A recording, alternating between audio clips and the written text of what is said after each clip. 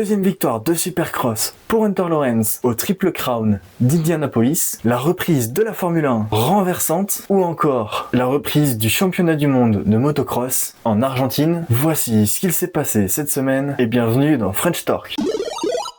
C'est avec le Supercross dans la nuit de samedi à dimanche que ça commence. C'était le Triple Crown d'Indianapolis. Et pour commencer à la première finale, c'est Dexton Bennick qui prendra le All Shot.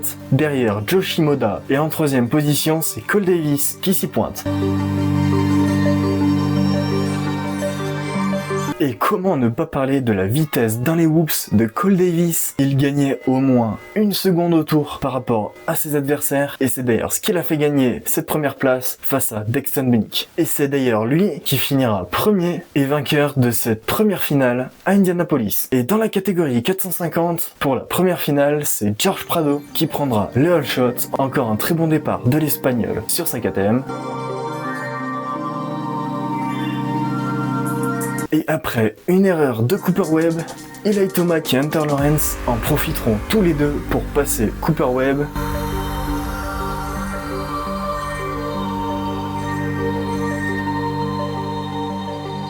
Mais c'est bien l'Allemand Ken Rogzen qui gagnera cette première finale des 450. Et pour la deuxième finale des 250, c'est Jalex Wall qui prendra le All Shot.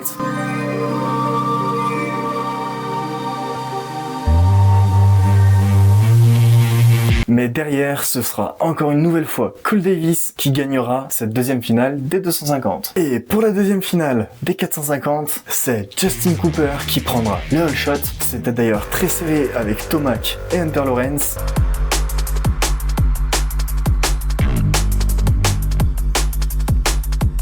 Derrière, le vainqueur de la première finale chutera.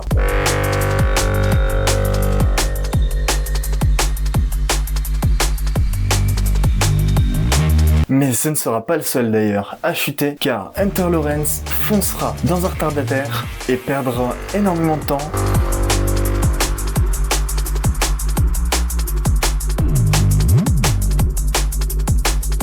Mais devant, Justin Cooper n'aura rien lâché, car ce sera lui le vainqueur de la deuxième finale des 450. Il rejoindra le club des vainqueurs d'une manche du Supercross de cette année. Et on attaque par la troisième et dernière finale des 250. Et c'est Jalex Wall une deuxième fois qui prendra le All Shot.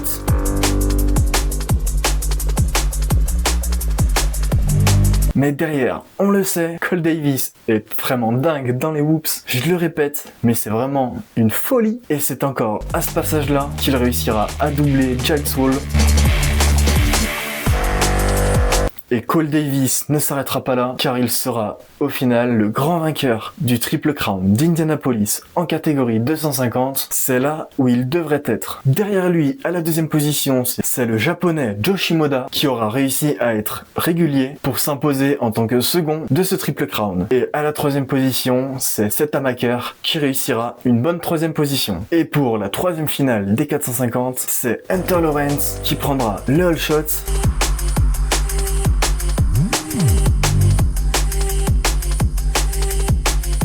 Hunter Lawrence qui deviendra le King d'Indianapolis.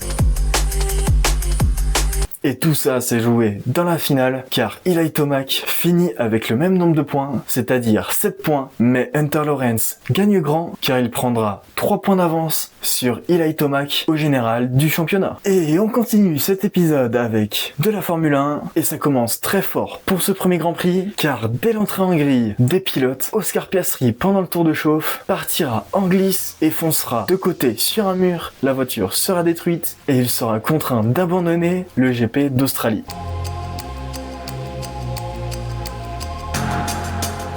Et pour lancer ce départ de la Formule 1,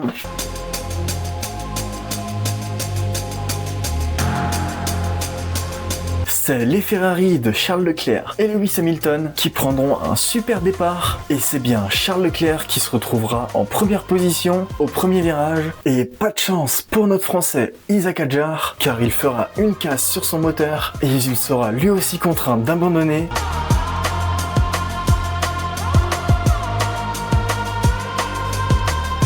Lap 11. Come on! It's broken. Everything. Et plus tard, en conférence de presse, il dira que dès le départ, il a entendu son moteur changer de bruit. Je savais que le moteur allait exploser après le virage 1. Genre le bruit il a totalement changé après le départ. Le seul point positif c'est que je prends un super départ et après j'ai plus de batterie. Et après le bruit, j'avais l'impression de piloter une V8 Super 15, le bruit c'était n'importe quoi et je savais que ça allait péter un moment. Et on pense que l'écurie Red Bull espérait que la voiture puisse tenir toute la course, mais ce n'est pas le cas. Isaac Hadjar abandonnera une nouvelle fois pour ce Grand Prix d'Australie. Comme quoi, c'est vraiment pas le Grand Prix qui lui porte chance. Et pour finir avec la Formule 1, c'est la Mercedes de George Russell qui finira grand vainqueur de ce Grand Prix d'Australie. Derrière, c'est la seconde Mercedes qui le talonne. Et à la troisième position, c'est la Ferrari de Charles Leclerc qui ferme ce podium.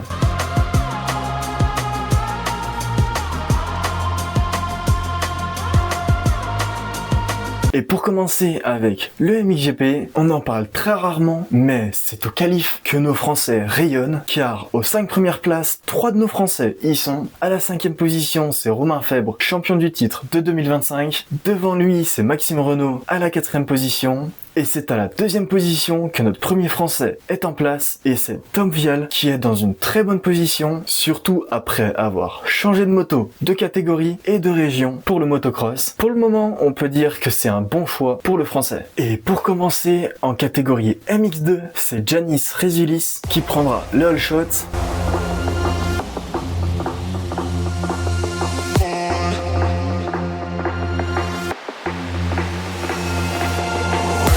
Mais c'était dur de garder cette première position due aux attaques de Lagenfelder.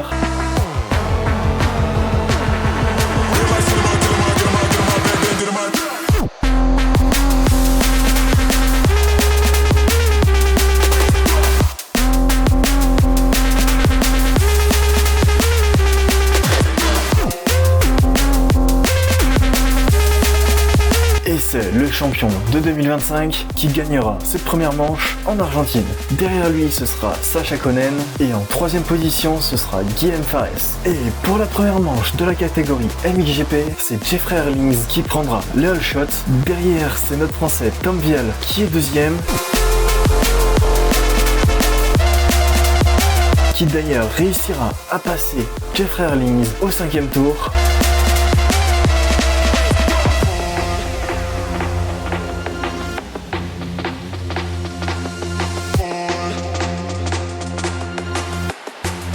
Mais notre Français ne réussira pas à creuser l'écart et Jeffrey Herlings le rattrapera.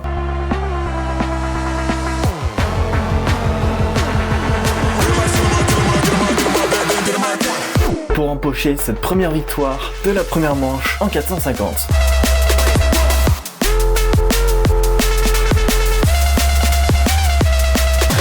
Et pour dire, cette année, nos Français sont présents, car dans le top 10, nos 4 Français apparaissent. Thibaut Bénistan est 9e, Maxime Renaux est 7e, Romain Febvre est 3e, et Tom Vial est à la 2e position. Vraiment, cette année, nos Français sont là. Et pour la 2e manche de la catégorie MX2, c'est Liam Evers qui prendra le All Shot.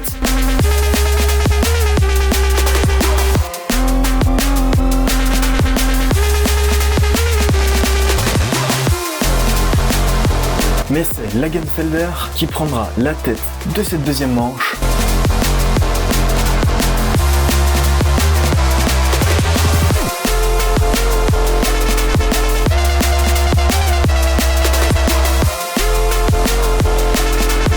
Et qui gagnera cette 2e manche des MX2. Et derrière, notre Français Mathis Valin se retrouve à la 7e position pour ce premier GP. Mais on le connaît, il explose très vite après le premier quart des courses du MXGP. Donc on l'attend encore plus haut dans le classement de ces MX2. Et pour finir avec la 2e manche du MXGP, c'est Romain Febvre qui prendra le All Shot de cette 2e manche. Mais une erreur de grille s'est passée pendant le départ. Un pilote a fait faux départ, mais a quand même réussi à passer de l'autre côté de la grille. Un drapeau rouge est donc lancé après 5 minutes de course. Un choix très peu compréhensible. Est-ce que c'est un rapport d'égalité entre les pilotes? On sait pas trop, mais bon, ça a sûrement dû arriver avant. Et donc, après ces 5 minutes, on reprend un second départ. Et pour ce 2e départ, encore une fois, qui fera un super départ, un nouvel all shot.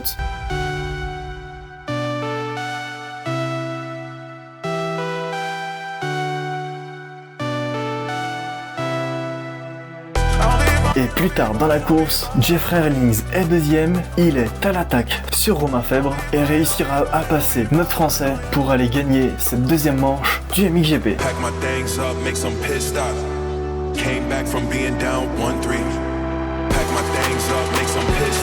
Romain Febvre finira deuxième et Tom Vialle finira lui à la 4e position. Maxime Renaux sera 8e et Thibaut Binistan 9e. Encore une fois, nos 4 Français sont aux 10 premières places de ce Grand Prix.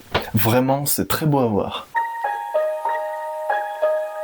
Viral Line, c'est ce qui s'est passé sur les réseaux cette semaine et on commence par quelques tonneaux en rallye. J'aimerais vraiment pas être dedans pendant qu'elles font leurs tonneaux. Mais encore quelques drifts avec une 46 cabriolet du Titan Team Acrobatie.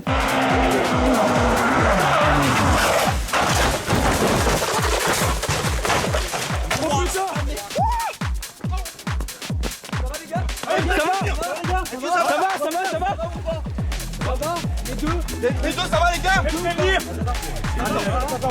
Ça va ou pas les gars? Attends, j'ai fait on a fait un problème. De l'autre côté les gars.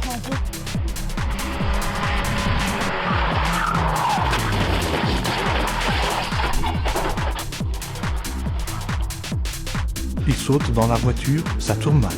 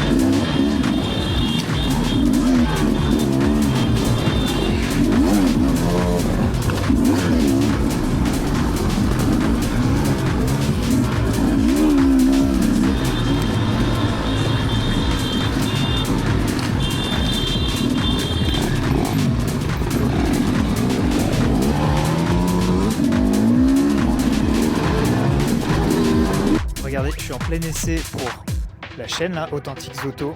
Je suis en Impreza WRX. Vous verrez ça bientôt sur la chaîne. Et regardez sur quoi je viens de tomber.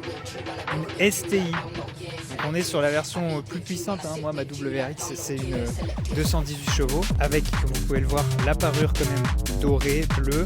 Mais le petit aileron, le pot d'échappement accessoire Subaru. Alors que là, ici, c'est une STI, c'est-à-dire la version plus puissante. Développée non pas 218, mais 265 chevaux. Je trouve ça assez dingue, par hasard, ou presque, puisque Critère m'a indiqué sa localisation, d'avoir celle-ci à l'essai et de tomber sur celle-là. Et je me permets de vous le montrer, mais regardez la vue. C'est la vue au petit village de Cabris. Incroyable, n'est-ce pas? Malheureusement, celle-ci, elle n'est pas dans un bel état. Elle dort ici. Les plaques d'origine, c'est complètement fou. Vous voyez le logo STI. On peut même faire une photo des deux comme ça, là. La nôtre de l'essai et celle-ci qui est posée. Vraiment, ce genre d'anecdote d'essai de tournage, ça me marquera.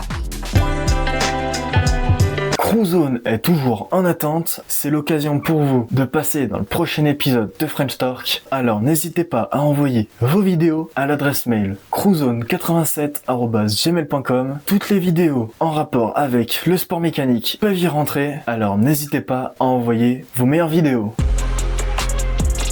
Mais alors, qu'est-ce qu'on regarde la semaine prochaine? Eh bien, pour commencer, il y aura une nouvelle manche du Supercross et c'est à Birmingham que cette nouvelle manche du Supercross va se passer. Encore très hâte de pouvoir le regarder. Et on continue avec le deuxième Grand Prix de F1, c'est le Grand Prix de Chine qui va arriver et on espère un autre sort pour Isack Hadjar, que sa Red Bull puisse tenir le coup. Et il y aura aussi du rallye avec le WRC et on espère que Sébastien Ogier fera une super performance au rallye du Kenya. C'est tout pour ce 22e épisode de French Torque. On espère qu'il vous aura plu. N'hésitez pas à vous abonner à French Torque, c'est la meilleure façon pour vous de nous soutenir, mais aussi allez vous abonner à notre compte Instagram et TikTok. Du contenu exclusif y arrive prochainement. C'était French Torque, le média 100% sport mécanique axé sur nos sportifs français.